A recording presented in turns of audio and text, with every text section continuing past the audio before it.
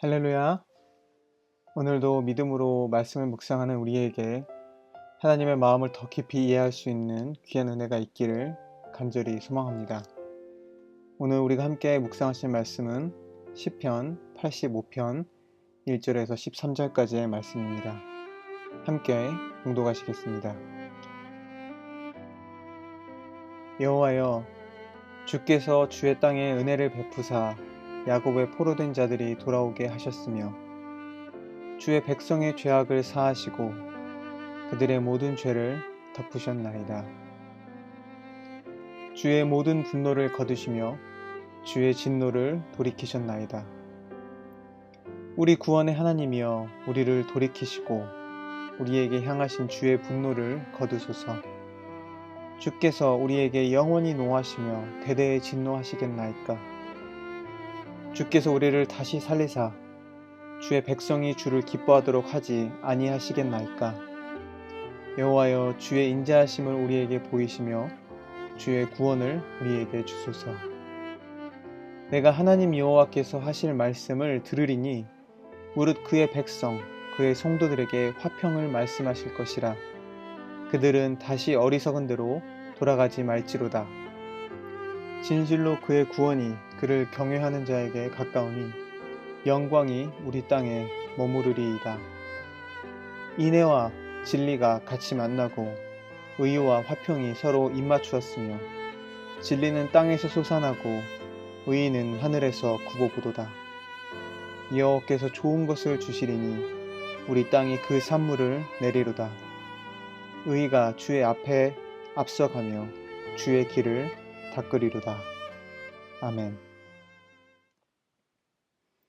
오늘 함께 읽으신 시편은 이스라엘이 바벨론에 포로로 잡혀갔다가 다시 예루살렘으로 돌아와서 드린 기도입니다. 하나님을 버리고 우상을 의지하다가 이제는 용서의 은혜를 받고 예루살렘으로 돌아오는 그 구원의 은혜를 경험하고 있는 상황에 있는 것입니다. 그래서 이렇게 감사의 기도를 드립니다. 1절에서 3절입니다. 여호와여, 주께서 주의 땅에 은혜를 베푸사 야곱의 포로된 자들이 돌아오게 하셨으며 주의 백성의 죄악을 사하시고 그들의 모든 죄를 덮으셨나이다. 주의 모든 분노를 거두시며 주의 진노를 돌이키셨나이다. 시인이 이렇게 은혜를 경험하고 감사 기도를 드리는 것은 잘 공감이 됩니다. 그런데 그 바로 뒤 이은 구절에서 시인은 하나님께 다시 분노를 거두어 달라는 기도를 시작합니다. 4절에서 7절입니다. 우리 구원의 하나님이여, 우리를 돌이키시고 우리에게 향하신 주의 분노를 거두소서. 주께서 우리에게 영원히 노하시며 대대에 진노하시겠나이까. 주께서 우리를 다시 살리사 주의 백성이 주를 기뻐하도록 하지 아니하시겠나이까. 여호와여, 주의 인자하심을 우리에게 보이시며 주의 구원을 우리에게 주소서. 이스라엘은 비록 바벨론에서 예루살렘으로 돌아올 수 있는 은혜를 입었지만 그들의 삶 가운데 여전히 하나님의 분노를 그들은 느끼고 있었으며 주의 인자하심이 필요했었으며 주의 구원이 필요했던 것이었습니다. 그런데 여기서 하나님의 분노를 생각할 때 우리가 세상에서 경험한 분노와 같은 것으로 생각할 필요는 없을 것입니다. 우리가 잘 알고 있는 출애굽의 금송아지 사건을 생각해 보면 하나님의 분노가 어떤 것일지 더 생생하게 느낄 수 있을 것 같습니다. 이스라엘이 광야에서 나온 지 얼마 되지 않아서 금송아지를 만들었을 때 하나님께서 모세의 기도를 통해 그 분노를 거두셨지만 하나님과 이스라엘 사이에는 더 깊은 관계의 회복이 필요했었습니다. 하나님께서는 모세에게 천사들을 앞세워서 가나안 땅에 그들을 인도하겠다고 하셨지만 하나님 자신은 그들과 함께 가지 않을 것이라고 말씀하셨습니다. 그 이유는 이스라엘이 목이 곧은 백성인즉 하나님께서 광야길에서 그들을 진멸할 수도 있었기 때문입니다. 이에 이스라엘에게 명령하신 것은 몸에 치장한 장신구를 떼어나라고 하신 말씀이었습니다. 이스라엘과 하나님이 함께 하시지 않는 것에서 오는 슬픔을 하나님께서는 이스라엘이 형식적인 것이 아닌 진심을 다해 표현하기를 원하셨던 것입니다. 이처럼 하나님은 단지 우리가 개인적으로 지은 죄에 대한 용서받는 그 은혜를 넘어 하나님과 진심을 주고받는, 우리 몸에 있는 장신구를 떼어내는 그런 진심에서 우러나오는 더 깊은 관계 속으로 우리를 초청하고 계셨던 것입니다. 오늘 말씀에서도 이스라엘 백성은 예루살렘으로 다시 돌아올 수 있는 그 은혜를 입었지만, 그들에게는 하나님과 더 깊은 관계로 나아가게 하는 주의 구원이 필요했었습니다. 어쩌면 세상에서 발길을 돌려 교회에 나와 하나님께 예배 드리지만, 그리고 하나님께 순종하지만, 우리에게는 하나님과의 더 깊은 진심을 다해 하나님과 하나 되게 하는 구원의 은혜가 필요함을 오늘 우리에게 말씀하고 계신 것으로 생각해 볼 수 있을 것입니다. 그렇다면 교회에 나와서 우리가 지은 죄에 대한 용서를 받는 것 이상의 주의 구원은 어떤 것일까요? 시인은 이렇게 예언자적인 선포를 합니다. 8절에서 9절입니다.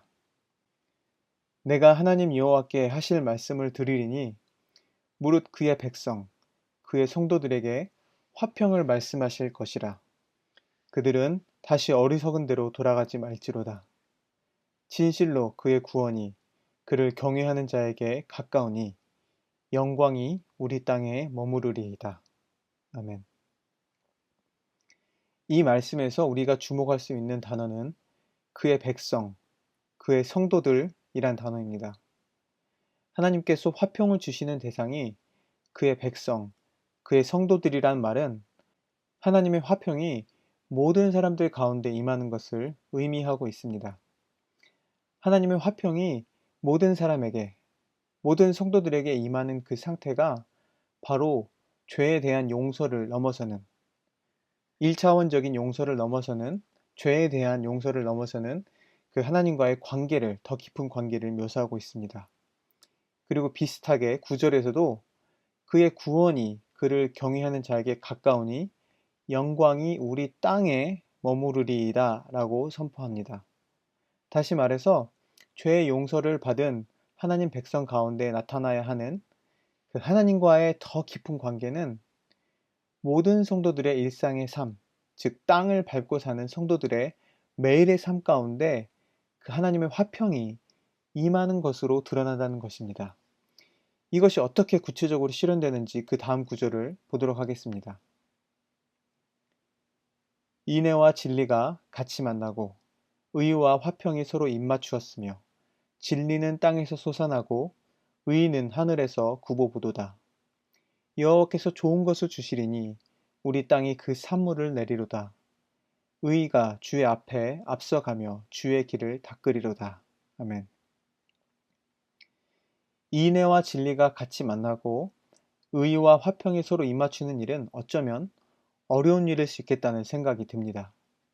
일반적으로 진리를 추구하다 보면 세상에서는 그 진리에 의거하지 않은 다른 무리들을 배척하게 됩니다. 그런데 그 진리가 인애, 즉 사랑과 만날 것이라고 말하고 있습니다. 또한 의와 화평 또한 상부적인 관계를 가지고 있습니다. 의를 추구하다 보면 그 기준에, 그 의로운 기준에 맞지 않는 사람과 분을 내면서 다툴 경우가 많이 있는데, 하나님의 의는 화평이 서로 입을 맞추고 있는 것입니다. 이러한 현상은 오직 하늘에서 내리는 그 의의 비로 인해 열매 맺어지는 진리의 산물만이 증거할 수 있는 것입니다. 다시 말해서 우리는 하나님의 신비한 사랑, 하나님의 의를 경험함으로써 이 땅에 발을 디디며 살아가는 모든 이웃과 일반적인 상식을 뛰어넘는 그 하나님의 사랑을, 그 하나님의 사랑이 만들어가는 그 연합을 경험함으로 하나님과의 더 깊은 관계로 나아갈 수 있음을 오늘 시편이 함축적으로 묘사하고 있는 것입니다. 이렇게 우리는 교회에 나와서 단순히 우리의 죄를 용서받는 그런 개인적으로 하나님과의 관계로 회복하는 것을 넘어서서 성령의 내주 교통하심으로 경험할 수 있는 그 신비한 사랑의 연합을 우리의 이웃과의 교제 가운데서 경험할 때, 그 하나님의 화평을 경험할 때 하나님과 더 깊은 관계로 나아가게 되고 우리 공동체 가운데서 하나님 나라를 경험할 수 있게 되며 또한 오늘 마지막 말씀에서 말하듯이 주의 길을 닦는, 주의 길을 예비하는 자가 될 것입니다. 이 모든 일은 하나님의 의로움이 우리에게 주어진 이유입니다. 하나님께서 우리에게 당신의 의로움으로 용서를 베푸시는 이유는, 우리에게 하나님의 의의를 주시는 이유는 우리에게 그 하나님의 나라를 경험하게 하도록 하기 위한 것입니다. 우리가 때때로 하나님을 위해 열심히 기도하고 하나님의 나라를 위해서 헌신하고 봉사하려는 그런 열심을 갖지만 하나님께서 우리에게 명하신 모든 것은 우리의 행복, 즉 하나님 나라를 우리에게 경험하기 위해 명하신 것입니다. 세상의 어떤 부모도 자녀에게 자기 자신을 기쁘게 하도록 이것저것을 요구하는 부모는 없을 것입니다. 부모가 자녀에게 원하는 것은 자녀의 삶이 기쁜 것입니다.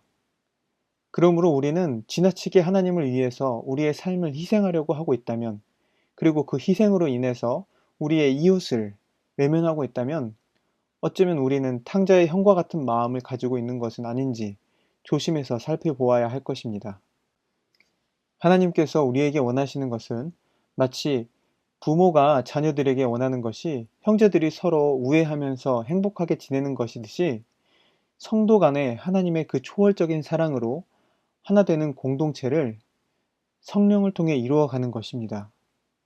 그러므로 성령이 우리에게 필요한 궁극적인 이유 또한 우리가 성령을 받아서 충만하게 되어야 하는 그 궁극적인 이유는 우리가 서로 사랑으로 하나 되는 것입니다. 우리에게 이러한 목적이 없다면 다시 한번 성령을 받고자 하는 우리 마음속의 동기를 잘 살펴보아야 할 것입니다. 오늘 말씀을 묵상하며 그 하나님의 놀라우신 사랑을 우리가 다시 한번 기억하며 성령을 통해 그 사랑을 묵상하며 내 이웃을 그 놀라운 사랑으로 사랑하며 하나 되어가는 우리 교회들이 되기를 소망합니다.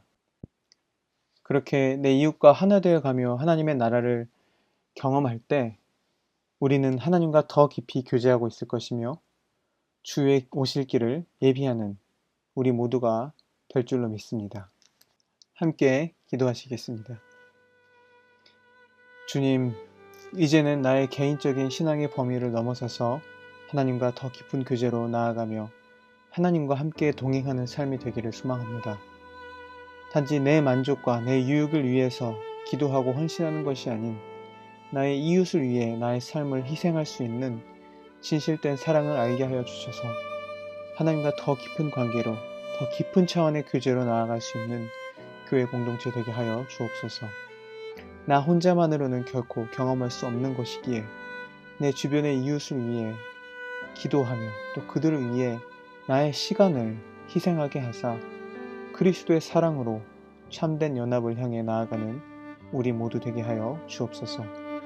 오늘도 그 십자가의 복된 길로 우리를 인도하시는 예수 그리스도의 이름으로 기도드립니다. 아멘.